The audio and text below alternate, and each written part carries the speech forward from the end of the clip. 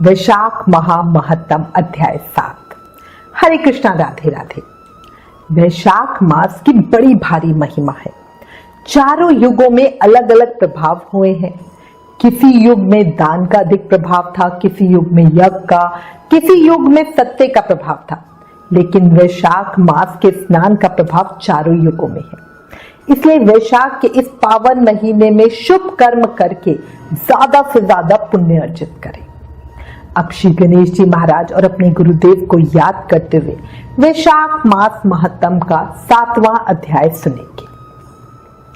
जय गणेश जय गजवंदन, कृपा सिंधु भगवान, मूसक वाहन दीजिए, ज्ञान बुद्धि वरदान। बोलो गणेश जी महाराज की जय।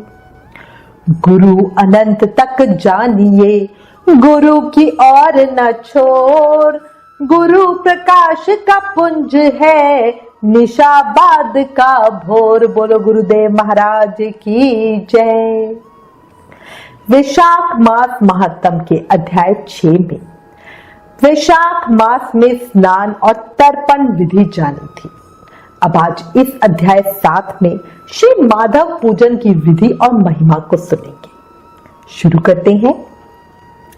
नारद जी स्नान और तर्पण की विधि बताकर कुछ देर रुके, फिर पिन्हा बोले, हे राजन, प्रतिदिन तीर्थ स्नान, तिलों द्वारा पितरों का तर्पण, धर्म घट आदि का दान और श्री मधुसूदन का पूजन, ये भगवान को संतोष प्रदान करने वाले हैं।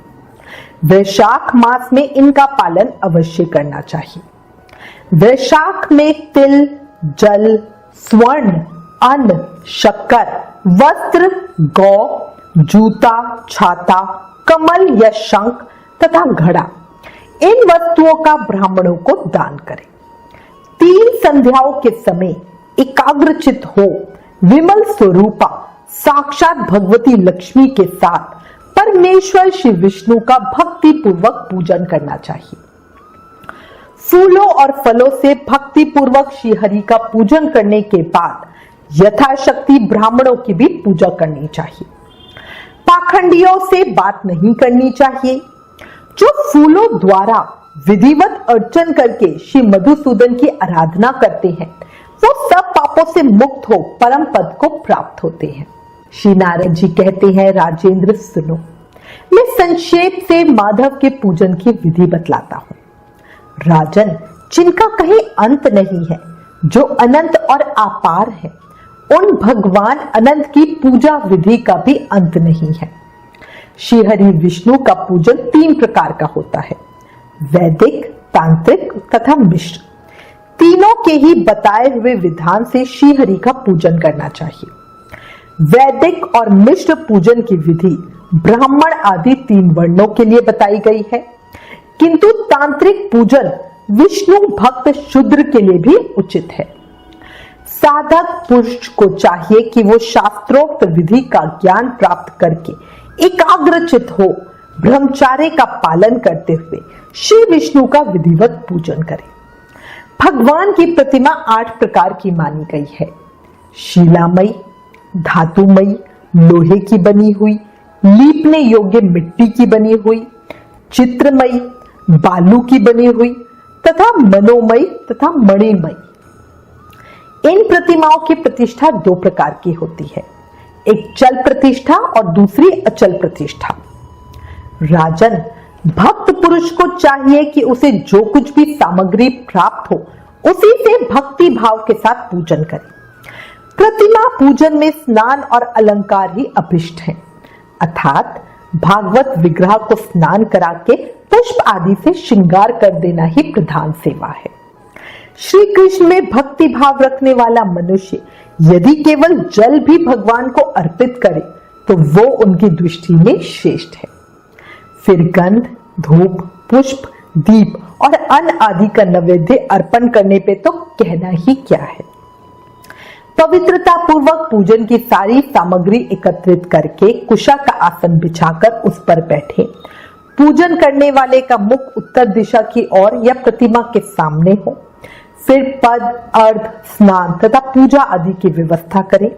उसके बाद कर्णिका और केसर से सुशोभित अष्टदल कमल बनाए और उसके ऊपर श्रीहरि के लिए आसन रखे।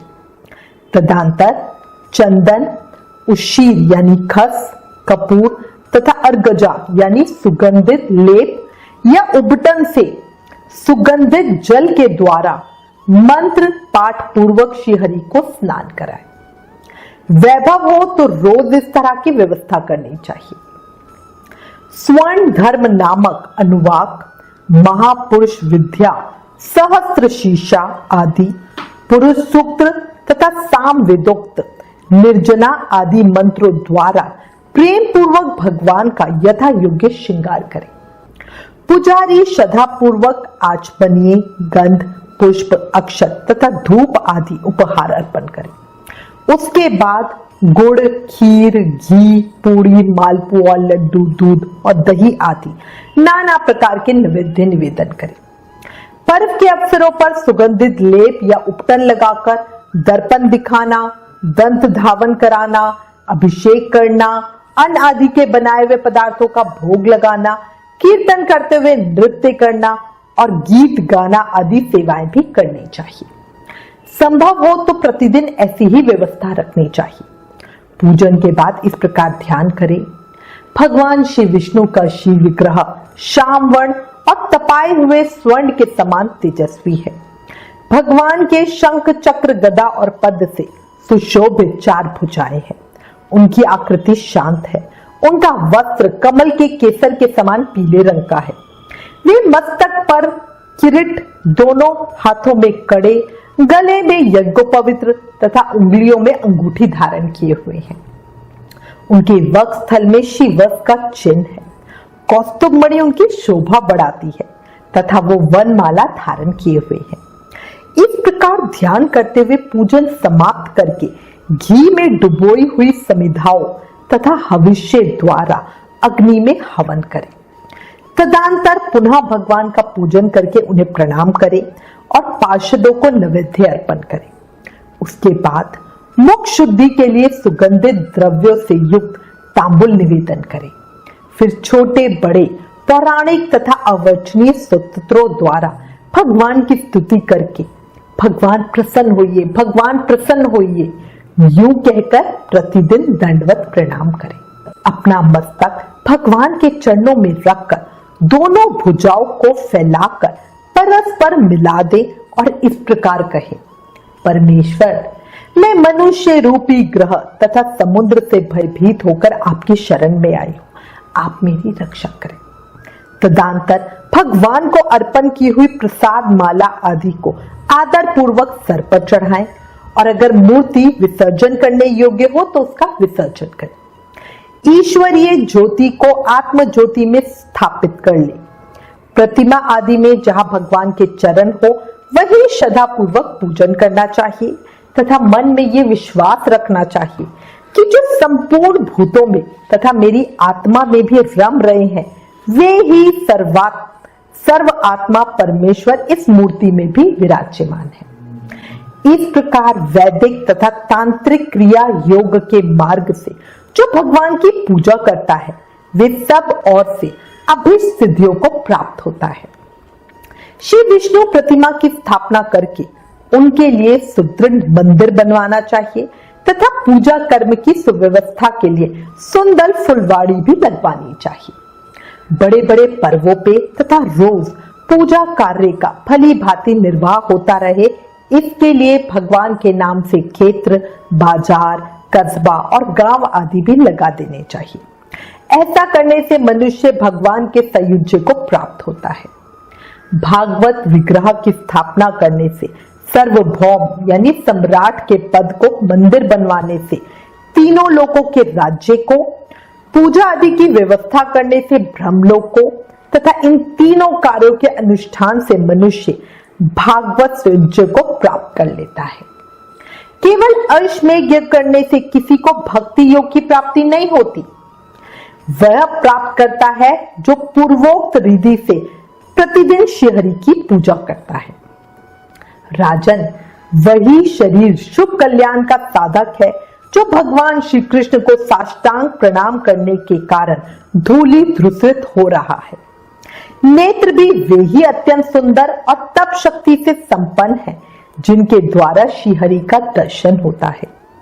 वही बुद्धि निर्मल और चंद्रमा में संलग्न रहती है तथा वही जिव्या मधुर भाषिणी है जो बारंबार भगवान नारायण का स्तवन किया करती है। स्त्री और शूद्रों को भी मूल मंत्र यानी ओम नमो भगवते वासुदेवाय के द्वारा श्री हरि का पूजन करना चाहिए तथा अनन्य वैष्णव जनों को गुरु की बताई हुई पद्धति से श्रद्धा पूर्वक भगवान की पूजा करनी चाहिए। राजन, ये सब प्रसंग मैंने तुम्हें बता दिया। श्री माधव का पूजन परम पावन है। विशेषता वैशाख मास में तुम इस प्रकार पूजन जरूर करो।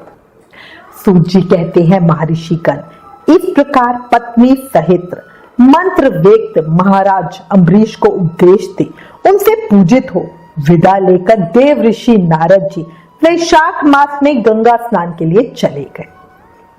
लोक में जिनका पावन सुयश फैला हुआ था उन राजा अम्बरीश ने भी नारद मुनि की बताई हुई वैशाख मास की विधि का पुण्य बुद्धि से पत्नी सहित पालन किया। वैशाख मास महत्तम अध्याय 7 संपूर्ण। कल अध्याय 8 में आगे की कथा सुनेंगे। देखो, इस अध्याय में नारद मुनि से ने स्पष्ट बताया है कि भगवान को भक्त का भाव चाहिए। जल से स्नान से भी वो बहुत प्रसन्न हो जाते, इसलिए बिना कोई टेंशन लिए अपनी सामर्थ्य के अनुसार भक्ति पूजा प्रेम करें। और याद रखें, जीवन क्षणभंगुर है, अभी है अगले पल नहीं। मौत को सदा याद रखो और अपने अनमोल जीवन को व्यर्थ मत जाने दो। पृथ्वी लोक को दुखालय या मृत्यु लोक कहते हैं। यहां से मुक्ति पाने का सिर्फ एक उपाय है, अधिक से अधिक नाम जाप कर लो, वरना यूं ही जन्म मृत्यु के चक्र में घूमते रहोगे। और ये करना बहुत आसान है। शास्त्रों में कहा गया है, कलयुग केवल नाम आधारा। सिर्फ नाम जाप करके ही भक्ति शक्ति मुक्ति सब पाए जा सकते हैं। इसलिए प्रेम से, मन से, भाव से हर समय हर सांस के साथ जाप करते रहो। हरे कृष्ण कृष्ण कृष्ण हरे हरे, हरे Ram Ram Ram Hare Hare. Please in videos को ज्यादा से ज्यादा शेयर करके वैशाख मास के प्रभाव को सबको बताओ। अपने शास्त्रों का ज्यादा से ज्यादा प्रचार करो, ये भी एक सेवा है। Please like share and subscribe. Thank you. Hare Krishna.